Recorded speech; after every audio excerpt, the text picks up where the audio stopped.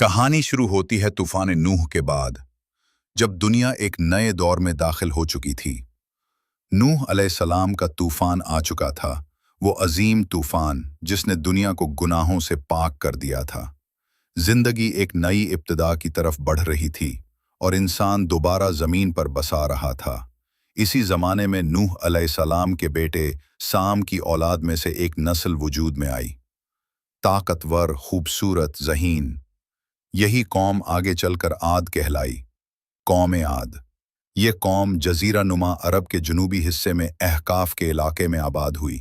एक सरसब्ज शादाब वादी जिसके इर्द गिर्द रेत के टीले, पहाड़ियाँ और नखलिस्तान थे। ये इलाका मौजूदा यमन और ओमान के दरमियान आता है। अल्लाह ताला ने कौम आद को दुनियावी एतबार से हर नेमत से नवाजा था। उनके जिस्म मजबूत, उनकी उम्र तवील, उनकी अकल तेज और उनकी ज़मीनें ज़रखेज़ थीं।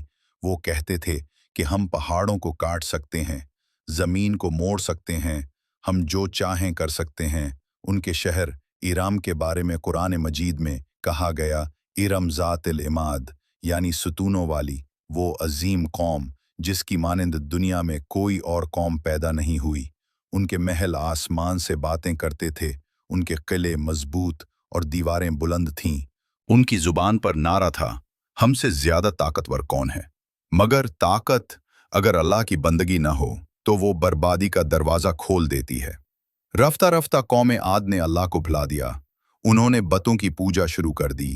हाथ से बने हुए लकड़ी, पत्थर और मट्टी के देवी देवता उन्होंने इन्हीं से मांगना शुरू किया, इन्हीं से सजदे करने लगे और अपने रब को भूल गए जिसने उन्हें पैदा किया था। उनके दिलों में गुरूर बढ़ने लगा और जुल्म उनकी फितरत बन गया। वो कमजोरों को हकीर जानते, नेकों का मजाक उड़ाते और कहते, हमसे ताकतवर कौन है। इसी वक्त जब जमीन गुमराही में डूब चुकी थी, अल्लाह ने उनकी हिदायत के लिए एक अजीम नबी को मबूस फरमाया, हजरत हूद अलैहिस्सलाम। हूद अलैहिस्सलाम खुद इन्हीं की कौम से थे, इसी जबान, इसी कबीले और इसी सरजमीन से। उन्होंने मोहब्बत से, हिकमत से अपनी कौम को समझाया, ऐ मेरी कौम, अल्लाह की इबादत करो, वही तुम्हारा रब है, इसके सिवा कोई माबूद नहीं। उन्होंने उन्हें खबरदार किया कि जो कौमें अल्लाह को भुला देती हैं उनका अंजाम इबरतनाक होता है। मगर उनके कान बंद थे, आंखें अंधी थीं और दिल पत्थर बन चुके थे। उन्होंने हूद अलैहिस्सलाम को जादूगर कहा, दीवाना कहा और कहा, अगर तू सच्चा है तो वो अजाब ले आ जिससे हमें डराता है। ये कहना ऐसा था जैसे खुद अपने अंजाम को दावत देना। तब अल्लाह ने उन पर अपनी पहली पकड़ नाजिल की। कहत, खुश्क साली, भूख और प्यास। जमीन सूखने लगी, पानी कम हो गया, फसलें मुरझा गईं। मगर फिर भी वो तौबा न लाए, हूद अलैहिस्सलाम को झुटलाते रहे। और फिर एक दिन जब आसमान पर काले बादल नमूदार हुए तो कौम आद ने खुशी मनाई। कहने लगे, देखो वो बादल आ गए जो हमें बारिश देंगे, हमारी ज़मीनें फिर से सरसब्ज हो जाएंगी। मगर हूद अलैहिस्सलाम रो पड़े और फरमाया, ये बादल नहीं, ये तुम्हारे लिए अल्लाह का अजाब है। उस दिन आंधी आई, ऐसी आंधी जो 7 रातें और 8 दिन चलती रही। ये कोई आम हुआ न थी, ये अल्लाह की तरफ से भेजी गई सख्त आंधी थी जो कौम आद के किलों को ज़मीन बोस कर रही थी, जो उनके मजबूत जिस्मों को ज़मीन से उठाकर पटक रही थी।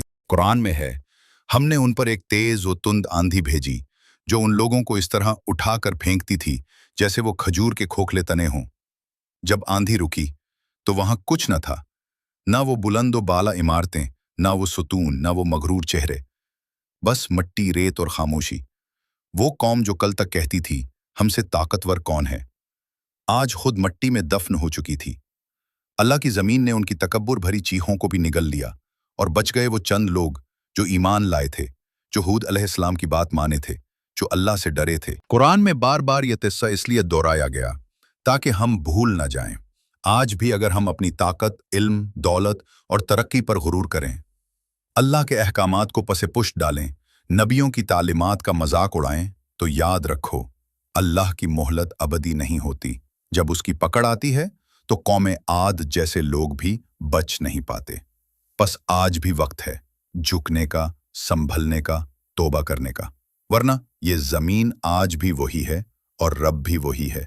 जो आद को मिटा सकता है वो हमें भी इबरत बना सकता है। अगर ये कहानी आपके दिल तक पहुंची हो तो उसे ज़रूर आगे फैलाएं, क्योंकि जो इबरत दूसरों तक ना पहुंचाई जाए वो सिर्फ तमाशा बन जाती है।